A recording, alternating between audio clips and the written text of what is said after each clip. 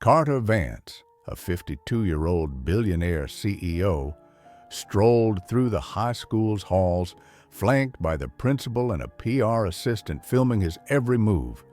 Students and staff trailed behind, eager to impress the famous alumnus. As they passed a trophy case, Carter caught sight of Frank McAllister, the 76-year-old janitor, quietly mopping up a spill in front of the auditorium doors. Carter's lip curled in disdain. Here he was, a financial giant in an expensive tailored suit, and there was Frank, stooped with age, in a faded uniform and scuffed boots, daring to interrupt Carter's triumphant return with a mop and bucket.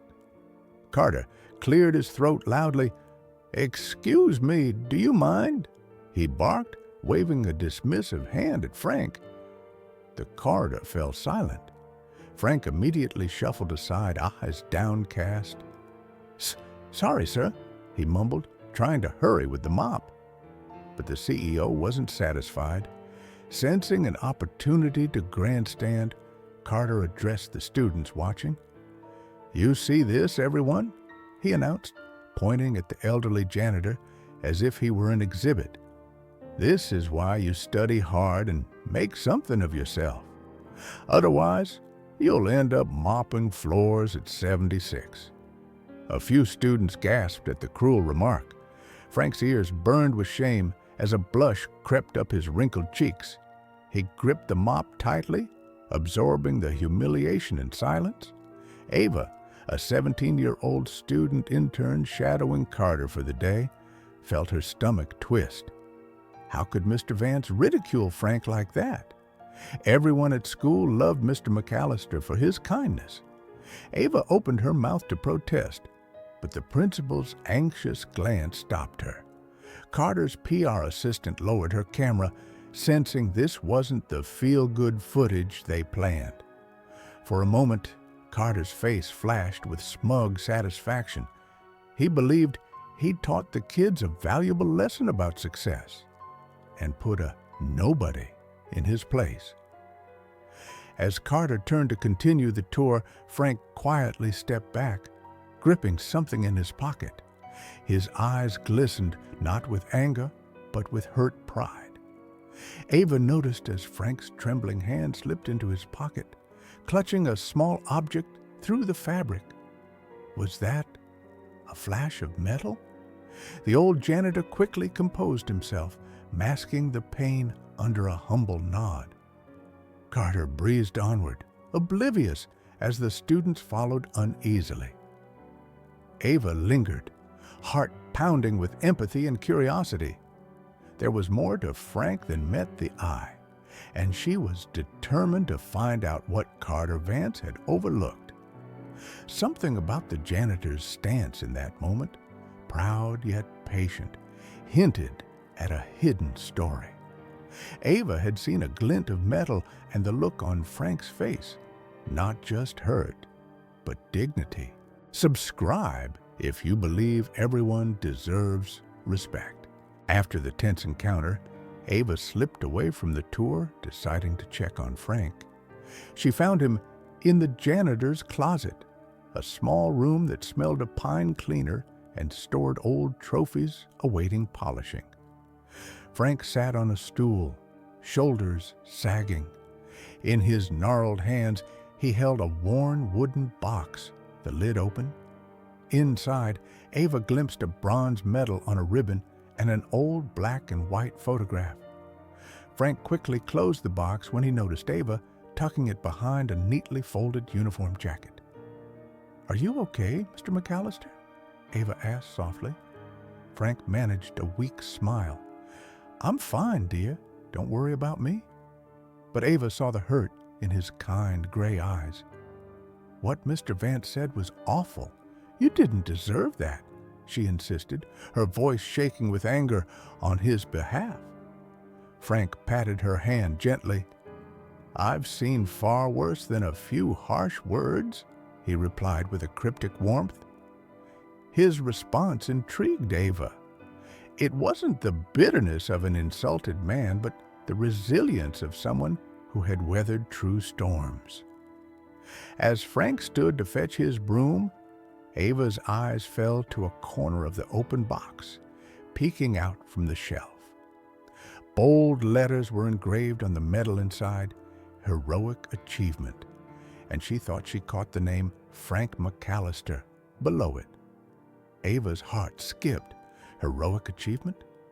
Why would a school janitor own a medal for heroic achievement? Frank noticed her gaze and quietly slid the box out of sight, his hands almost reverent. "Old memorabilia," he said softly. "Nothing important." Ava nodded politely, but her mind churned with questions. That looked like a military medal, and Frank's full name was on it. Could Mr. McAllister have a military past? As the school bell rang and echoing footsteps of students signaled the next class, Frank excused himself to continue working. Ava left the closet, but she couldn't shake her curiosity. In the hallway, Carter Vance's laughter boomed as he recounted some boardroom anecdote to the principal and cameras. Ava glared in their direction. Carter's words replayed in her head. "You'll end up mopping floors at 76. The arrogance made her blood boil. How could someone as educated and celebrated as Carter be so blind and cruel? Ava knew one thing. She wasn't going to let Frank's dignity be stomped on without doing something. Instead of returning to class, Ava headed to the library. Fingers flying across the keyboard, she searched for Frank McAllister, Vietnam, on a hunch. Almost instantly, results popped up. Her eyes widened at a decades-old newspaper headline, "Local Soldier Frank McAllister, Honored for Bravery." Hands trembling, Ava clicked it. A faded photograph loaded on the screen, a much younger Frank in an army uniform, cradling a small Vietnamese child in his arms. The article described how Army Field Medic Frank McAllister of the 101st Airborne Division had rescued multiple injured civilians and fellow soldiers under heavy fire during a covert mission in 1969. He had been awarded the Bronze Star Medal for heroic service. Ava's breath caught in her throat as she realized the quiet janitor had been a decorated war hero. The same medal she saw in that box was likely his Bronze Star. Ava printed the article, her mind racing. Frank never boasted about his past. No one at school seemed to know. It was clear he didn't want attention for his service. But Carter Vance needed to know exactly who he had insulted, and so did everyone else. Ava carefully folded the printout and tucked it into her notebook. Someone had to stand up for Frank, even if Frank wouldn't stand up for himself. And if that someone had to be a 17-year-old intern, so be it. Ava's heart pounded with a mix of excitement and nerves. She had uncovered an incredible secret. Now she had to decide what to do with it. The stage was set for a confrontation that could change everything. Ava glanced toward the administrative offices where Carter's entourage had headed. She took a steadying breath. Frank's humility was admirable, but remaining silent now might mean Carter goes on thinking his cruelty was justified. Ava knew revealing Frank's story could both honor the janitor and teach the CEO a much-needed lesson in humility. Clutching her notebook, she made up her mind and strode out of the library, determination in her eyes. Ava caught up with Carter Vance in the school courtyard where the Billionaire was wrapping up a photo shoot for the alumni magazine. Carter stood near a fancy banner that read, "Inspiration Day," shaking hands with starstruck students while his PR assistant snapped pictures. His smile was all show. The moment the cameras clicked off, he murmured to the principal, "Make sure that janitor is kept out of sight next time. His kind shouldn't tarnish our image." The principal frowned. But before he could respond, Ava stepped forward, trembling but resolute. "Mr. Vance, may I speak with you?" Ava asked, her voice loud enough to draw attention. Carter turned, surprised at the interruption from the intern he'd nearly forgotten about. "Not now. I'm in the middle of something," he said through a clenched smile, eyeing the camera. But Ava didn't back down. She pulled the folded article from her notebook. "It's important, sir. It's about Mr. McAllister." At the mention of the janitor's name, Carter huffed impatiently. "What about him? If this is some plea not to fire the man, save your breath." He snatched the paper from her hand, thinking it was some petition. Carter's plan after this event was to strongly suggest the school replace Frank. He thought he was doing them a favor by removing an eyesore. As he unfolded the paper, intending to dismiss whatever sob story Ava had, his eyes caught the old photograph. The color drained from Carter's face. There was Frank, decades younger but unmistakably Frank, in combat gear with an army helmet, mud-splattered and determined, carrying a wounded soldier on his back. Carter's brow furrowed. He scanned the headline and the text, his hands starting to shake. "Field Medic Frank McAllister, awarded Bronze Star for valor," it read. Carter's eyes raced over the details. "Risked his life under enemy fire to save wounded comrades and villagers, credited with saving at least 12 lives during an ambush." The CEO's jaw fell slack. He looked up at Ava, speechless. Ava said quietly, "Frank McAllister is a war hero, sir. He's not just a janitor. He's saved lives for this country." Carter's mind whirled back to his own father, a Vietnam veteran who had passed away a few years ago. His father used to share stories of comrades who never made it back, of brave medics who would rush into danger. Could it be? Carter's throat tightened. Suddenly, the arrogant businessman felt very small. He recalled how he'd sneered at Frank in front of everyone, treating a decorated veteran like dirt. A wave of shame crashed over him, so intense it nearly took his breath away. Without a word, Carter thrust the article back at Ava and strode off. Heading not for his car, but toward the school building, Ava followed, unsure what he might do. Carter moved with urgent purpose, eyes blazing, not with anger now, but alarm and remorse. He was looking for Frank. They found Frank alone in the gymnasium, quietly stacking chairs after the earlier assembly. He hadn't been asked to. He just wanted to help. Carter paused in the doorway, suddenly hesitant. How could he, of all people, approach this man after what he'd done? Ava gently nudged the CEO forward. Frank looked up, surprised to see Carter's usually proud face drawn and pale. Before Frank could speak, Carter blurted, "Why didn't you tell anyone about your service?" It came out more accusatory than he intended. Frank straightened up slowly, confusion in his eyes. "My service days were long ago, sir. I'm just a janitor now." "It's not something I talk about," he said plainly.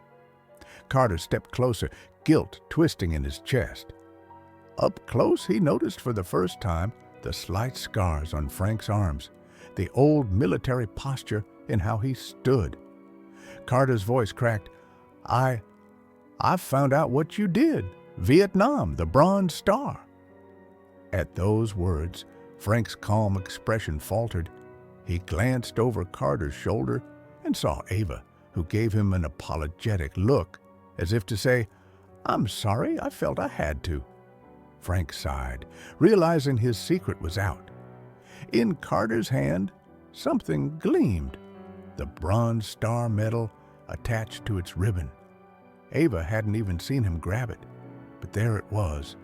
Carter must have taken it from Frank's open box when he first stormed into the closet moments ago in his rush. Frank's eyes widened as Carter held it out carefully. The billionaire had indeed gone to the janitor's closet, found the box Ava described, and retrieved the medal with Frank's name engraved on the back.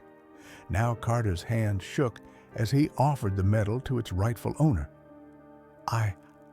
I'm sorry," Carter managed to choke out, voice thick with regret. Frank gently took the bronze star from Carter's hands, fingers closing around the engraved star he had earned so many years ago. His gaze was distant for a moment, memories flickering across his face. Ava held her breath as the two men stood face to face, the arrogant CEO and the humble janitor, the air between them charged with revelation. Comment below if you think Carter should make things right. Carter's eyes brimmed with tears he couldn't hold back. All his life he'd idolized war heroes like his father, and here he had mistreated one without even knowing. The weight of shame and remorse made his voice tremble. "Frank, Mr. McAllister, I had no right to say those things to you. Not to you, not to anyone," he said, barely above a whisper. A tear rolled down Carter's cheek, surprising the onlooking Ava and even Frank. The proud, untouchable billionaire was crying in front of a janitor and a student. Frank shifted uncomfortably, not used to being the center of attention, especially not from a man like Carter. "It's all right," Frank replied softly, trying to ease Carter's guilt. "You didn't know. I never wanted any special treatment." But Carter shook his head vigorously. "No, it's not all right. I shouldn't have to know you're a veteran to treat you with respect. What I did was unforgivable." He wiped his eyes with the back of his hand, no longer caring about the image he projected.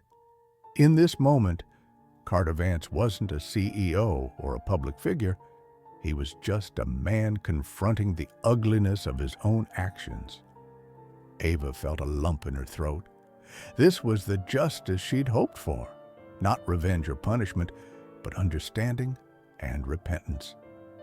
She watched as Carter did something utterly unexpected. He bowed his head deeply to Frank, a gesture of genuine remorse. "I am so sorry, Frank," Carter said, voice cracking. "I am ashamed of myself. You saved lives and served our country with honor while I have spent years bragging about my own successes and stepping on others. I don't deserve your forgiveness, but I'm begging for it." Frank was silent for a long moment. The gymnasium was empty and quiet, the distant noise of students in class echoing faintly in the halls. Finally, Frank placed a hand on Carter's shoulder. The CEO lifted his gaze, eyes red. "I forgave you the moment it happened," Frank said kindly. Carter was stunned. "How? After what I said?" Frank offered a gentle smile. "Anger only harms the person who carries it. I've lived long enough to know that people sometimes judge without understanding, and sometimes they regret it." His eyes were warm, and in them Carter saw not pity, but empathy. Frank truly understood him. Carter straightened up, feeling a strange sense of relief and gratitude wash over him. Frank's quiet strength, that silent power he had kept hidden, had humbled Carter more thoroughly than any public scandal or punishment ever could. It was as though Frank's very nature demanded respect, without him ever raising his voice. Carter realized then that this elderly janitor was the kind of man he should aspire to be: humble, courageous, and kind. Justice would not be complete with just an apology. Carter knew he needed to right this wrong in a larger way. Wiping his face, he turned to Ava. "You knew," he said, a statement of admiration. Ava nodded. "I only found out because he never bragged about it. I couldn't let you think he was just a nobody." Carter almost flinched at his own past words. Clearing his throat, Carter squared his shoulders with a new resolve. "Ava, can you do something for me? Gather whoever is available in the auditorium in 10 minutes. Students, teachers, and make sure the cameras are there too." Ava's eyes lit up, understanding. "Yes, sir," she exclaimed, already running off to spread the word. Carter looked back at Frank. "If you can spare a few minutes, I'd like to properly introduce you to the school." Frank hesitated, modestly shaking his head. "That's really not necessary, Mr. Vance." But Carter gently insisted, "Please, I think it is. Not for me, for them. They need to know what a true hero looks like." Minutes later, an astonished Frank found himself being led onto the auditorium stage. A small crowd of students and faculty had gathered in confusion.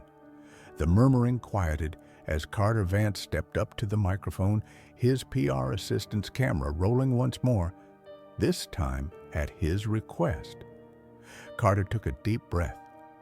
"Earlier today, I said something I deeply regret," he began, voice echoing in the hall. The audience listened, rapt. Everyone had heard about the confrontation in the hallway. Whispers had spread fast. On the stage, Carter glanced at Frank standing shyly to the side, broom still in hand, because he hadn't had time to put it down. "I insulted a man who didn't deserve it," Carter continued. "In fact, he's a man who deserves the utmost honor. I judged someone by their job title and age instead of their character, and I was very, very wrong." A few teachers nodded approvingly, arms crossed. Ava stood in the front row, smiling up at Frank. Carter's voice grew stronger, filled with emotion. "Frank McAllister isn't just our school's janitor. He's a former Army medic who served in the 101st Airborne Division during the Vietnam War. At 24 years old, he risked his life in combat to save others, and he was awarded the Bronze Star Medal for his heroism." A collective gasp rose from the students. Frank felt his face flush as dozens of young eyes turned to him in astonishment and newfound respect. Carter reached out and gently took Frank's hand, guiding him to the center of the stage. Frank clutched his broom nervously with the other hand, but Carter replaced it with the medal, pressing the Bronze Star back into Frank's grasp for all to see. In the audience, someone began to clap, and suddenly applause filled the auditorium, growing louder by the second. The students of Westbrook High School erupted in a standing ovation for Frank McAllister. Frank's eyes grew moist at the unexpected recognition. He had never sought praise for his past. He'd been content serving quietly in the background. But seeing the faces of the children he quietly watched over every day now shining with admiration, it was a moment he'd cherish forever. Carter, too, had tears in his eyes again, but this time they were tears of pride and gratitude rather than shame. He raised a hand to quiet the applause after a long, heartwarming moment. "Mr. McAllister," Carter said, turning to face Frank, "on behalf of everyone here, I want to thank you for your service and for everything you do for this school. You exemplify the values of humility, courage, and kindness. I apologize to you publicly, and I hope you can accept my apology." Carter then did something no one expected. He gave Frank a respectful salute, a gesture from one man to another, acknowledging his superior bravery. Frank, overwhelmed, returned the salute slowly, hand shaking, yet steady. The crowd was utterly silent, except for a few sniffles. Ava beamed, wiping a tear from her cheek. This was the outcome she had hoped for: empathy, justice, and a second chance for Carter to do right by Frank. The principal stepped forward and clasped Frank's shoulder, thanking him in front of everyone. A few students rushed up with phones, wanting to take a photo with the local hero.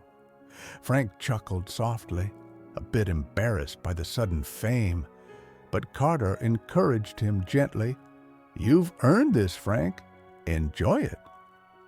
In the days that followed, the story of the billionaire and the janitor spread beyond the school. Carter Vance himself shared the incident in an interview, admitting his fault openly. "It changed me," he told a news reporter. "I used to think everyone was replaceable, but I was wrong. People like Frank McAllister prove that no one is replaceable. Every person has value and a story worth respecting." True to his word, Carter funded a new veteran scholarship at the school in Frank's name and gave Frank a well-deserved paid vacation, insisting he'd earned a rest after decades of service. Frank humbly accepted the gestures, but what mattered most to him was the change he saw in Carter and the lesson learned by all who witnessed that day.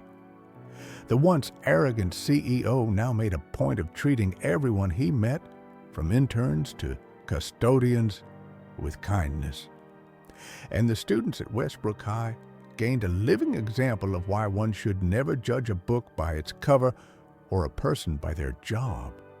In the end, Frank remained the quiet, steady presence he'd always been, but now, when he walked the halls, students would stop to chat. Teachers would offer a hand with heavy loads, and even the principal took time to thank him regularly.